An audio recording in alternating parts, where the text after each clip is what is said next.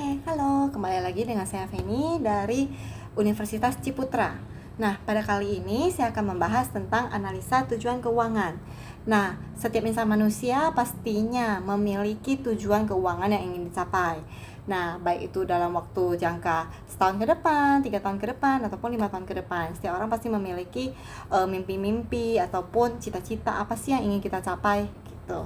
Nah, dalam kali ini saya akan membahas tentang tujuan keuangan pribadi. Nah, tujuan keuangan pribadi itu dibagi menjadi 3, yaitu jangka pendek, di mana kecil daripada 1 tahun, jangka menengah 1-3 tahun, dan jangka panjang besar 3 tahun.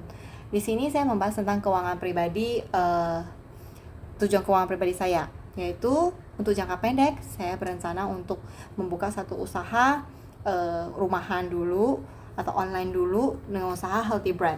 Nah, saya sudah memperkirakan kira-kira dana yang saya butuhkan adalah sebesar 18 juta, dimana untuk membeli oven ataupun segalanya dan bahan-bahannya. Nah, jika saat ini saya sudah memiliki modal sebesar 550 juta, maka dana 18 juta tersebut dapat saya dapatkan dalam waktu kurang lebih dari 1 tahun, yaitu 8 bulan, dengan cara saya menginvestasikannya ke obligasi SR014 sukuk retail. Nah, itu adalah dengan nilai kuponnya sebesar 5,47% dan return yang diharapkan adalah sebesar 18 juta setelah dipotong sama pajak. Nah, dengan begitu saya bisa mendapatkan dana 18 juta tanpa mengurangi modal yang sudah saya ada. Oke, kemudian untuk jangka menengah. Untuk jangka menengah dalam waktu 2 tahun ke depan saya mempunyai satu keinginan, yaitu membawa keluarga saya untuk jalan-jalan, family holiday. Nah, saya memiliki 2 orang anak, tentunya anak saya itu sangat suka dengan namanya Disneyland. Nah, saya mempunyai impian untuk membawa anak saya dan suami saya untuk ke Disneyland Hong Kong. Nah, dana yang saya butuhkan, saya sudah hitung sekitar 45 juta, terdiri dari hotel, tiket pesawat, dan lain-lain. Nah, di sini saya ada 2 pilihan, yaitu yang pertama, ketika saya sudah memiliki modal kurang lebih 300-an juta atau 330-350 juta, maka saya akan mengalokasikan dana saya itu ke saham BBCA dan obligasi sukuk retail 017. Ke saham BBCA saya membutuhkan modal sekitar 180 juta, di mana kita sudah bisa mendapatkan sekitar 200 lot BCA. Nah, expected return-nya sebesar 32 juta. Expected return ini saya hitung dari capital gain plus dividen akan saya dapatkan. Nah, capital gain ini saya hitung berdasarkan kurang lebih tingkat pertumbuhan harga saham pasar Bank BCA selama 2-3 tahun terakhir ini.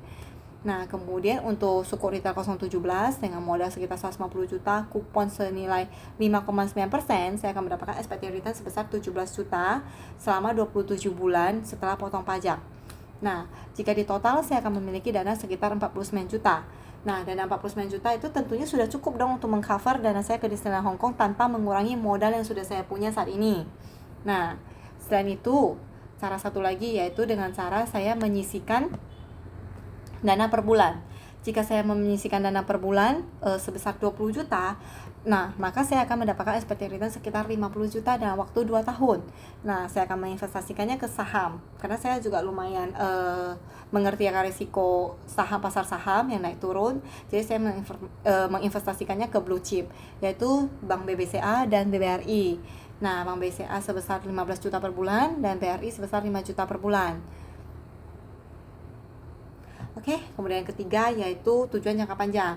Tujuan jangka panjang, saya ingin memiliki sebuah rumah yang akan saya tempati ketika saya sudah tua. Jadi rumah minimalis yang cukup hanya 2 kamar, kecil saja. Itu sekitar, saya perkirakan sekitar 650 juta. Nah, jika seperti yang jangka menengah tadi, jika saya sudah memiliki modal sebesar 500 juta, maka saya akan menginvestasikannya ke saham BBCA dan obligasi FR0064. Nah, dari sana sekitar waktu kurang lebih 5 tahun, saya akan mendapatkan return sebesar 200 juta. Nah, return 200 juta ini jika ditambahkan dengan modal saya 530 juta, otomatis dana saya sudah terkumpul untuk membeli rumah tersebut. Ataupun dari expected return yang sudah saya dapatkan, nah, saya akan gunakan untuk menjadi DP rumah dan sisanya akan saya KPR-kan. Nah, ketika saya KPR, saya tetap masih mempunyai modal dong untuk yang di saham BBCA dan obligasi. Nah, dari modal saya itu, apakah saya akan menginvestasikan lagi sehingga saya returnnya itu dapat saya gunakan untuk membayar angsuran rumah, nah, ataupun cara lainnya. Nah, Untuk yang satu lagi, jika dalam menyisihkan uang, maka saya akan menyisihkan uang sebesar 15 juta per bulan, di mana expected return-nya selama 5 tahun yaitu sebesar 100 juta. Dengan menyisihkan 15 juta per bulan selama 5 tahun, expected return-nya otomatis dana itu sudah terkumpul dan saya sudah cukup untuk membeli rumah impian saya. Nah, sekian analisa tujuan keuangan dari saya.